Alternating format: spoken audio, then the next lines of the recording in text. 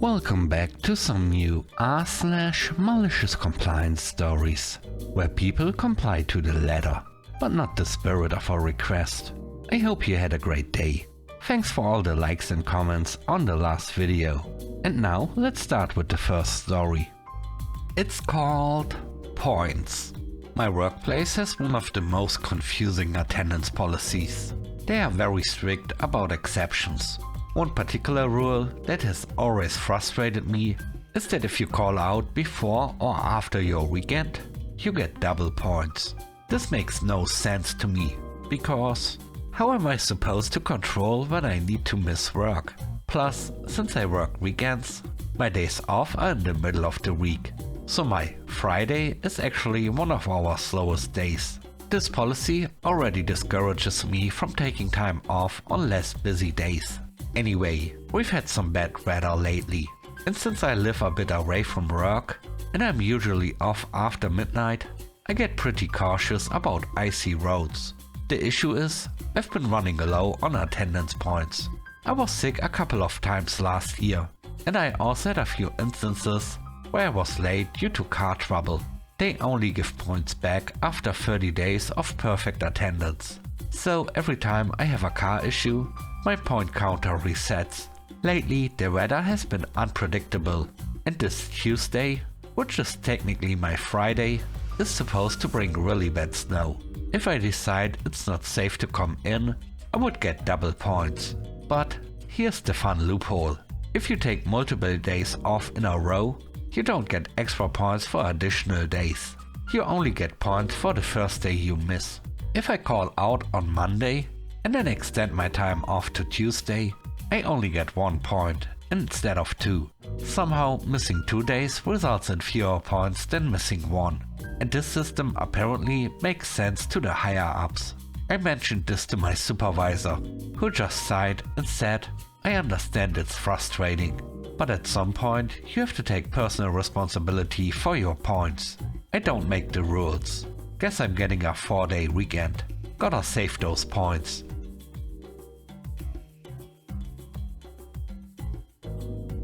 The next story is called As Written. This happened almost 15 years ago, when I was still living in my home country. I worked in a warehouse that served as a distribution center for a well-known supermarket chain. I was an inspector in the shipping department. Our job was simple. The sorting section brought goods to the docks, and we prepared and loaded them onto trucks for delivery. The shipping department had assistants who did the manual work, assembling pallets, wrapping them with stretch film, and loading the trucks, while inspectors ensured everything was correctly labeled and secured for transport. Inspectors also entered data into the system, sealed the trucks, and printed load summaries for invoicing. Of course, we inspectors often helped with the heavy lifting. It wasn't required, but it made the process faster, especially since our afternoon shift frequently had issues with trucks arriving late. Many times we worked overtime, and sometimes unfinished work had to be passed to the night shift, which wasn't ideal. Each inspector worked with at least one assistant, sometimes more, depending on the workload. Some stores needed extra loads, and certain inspectors had more shipments to handle than others. For a long time, everything ran smoothly under a supervisor who had worked in our department before being promoted. But when a crisis hit another department, management transferred him there.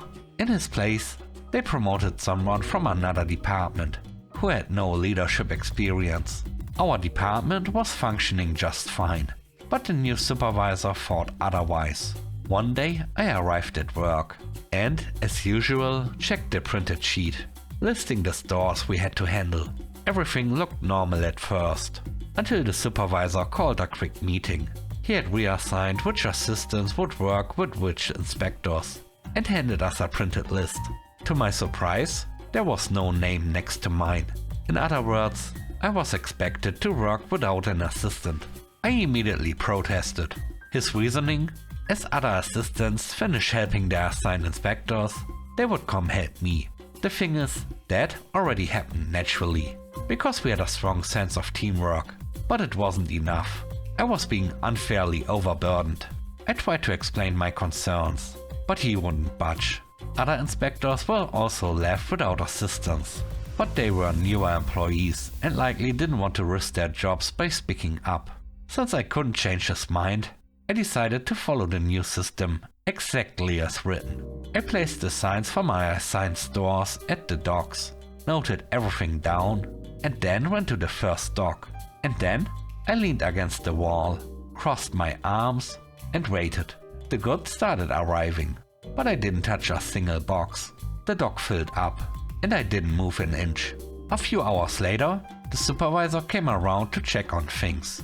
When he saw my dock, he asked why nothing was being prepared. I simply said, "I don't have any assistance. How am I supposed to prepare the load?" and kept standing there with my arms crossed. Eventually, some assistants helped me, but I had to return to their assigned inspectors, so my loads remained unfinished. By the end of the shift, one load was complete, but another was only halfway done. I placed the paperwork in a visible spot and left. As I was walking out, my supervisor asked about the loads. Without turning around, I told him where the papers were. He asked if I was going to finish the job. I didn't even respond. The next day I was called into a meeting, with the manager present. They asked me what had happened. I replied, "Nothing that I remember." They brought up the incomplete loads. I explained that my shift had ended, so I left the information for the next person. Then I took out my time card receipt and showed them that I had clocked out on time. They mentioned that I had spent most of my shift standing with my arms crossed. I pointed out that my contract outlined my duties: verifying loads, supervising assembly and loading, entering data, sealing trucks, and printing summaries. Nowhere did it say I had to physically move boxes. I also mentioned that any extra work I did was out of goodwill. But since I was being treated unfairly, I chose not to go above and beyond. The manager turned to the supervisor and said he needs to have an assistant. Then he looked at me and told me I could leave. That same day I was assigned an assistant. We never spoke of it again, and nothing like that ever happened after that. The new supervisor didn't last long.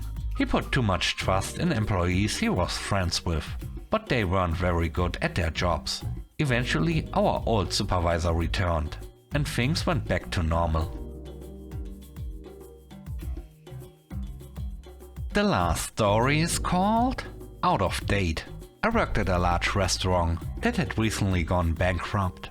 They were very strict about throwing things out if they were out of date, but their self-imposed shelf life was ridiculously short. Funny enough, the managers knew better, or rather, they were more concerned about food costs, so they would have us relabel items to extend their use by a day or two. At one point, a temporary corporate district manager took over at our location and happened to see me changing dates to keep things a bit longer.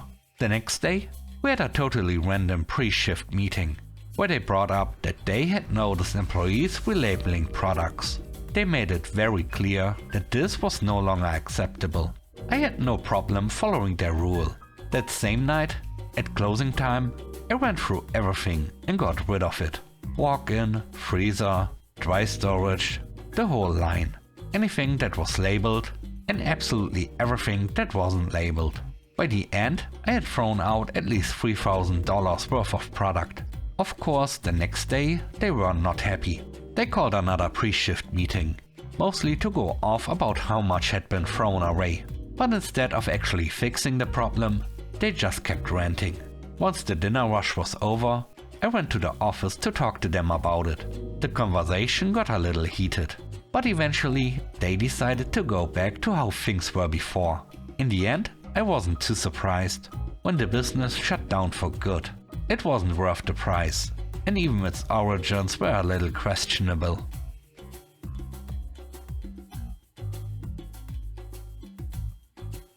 Thanks for watching the video to the end. I hope you enjoyed it. If you did, please don't forget to leave a like, comment and subscribe. And if you have time, watch another one of my videos. Also, if you want to support me further, check out the channel membership or Patreon. And now, I hope you have a great day. See you soon. Bye bye.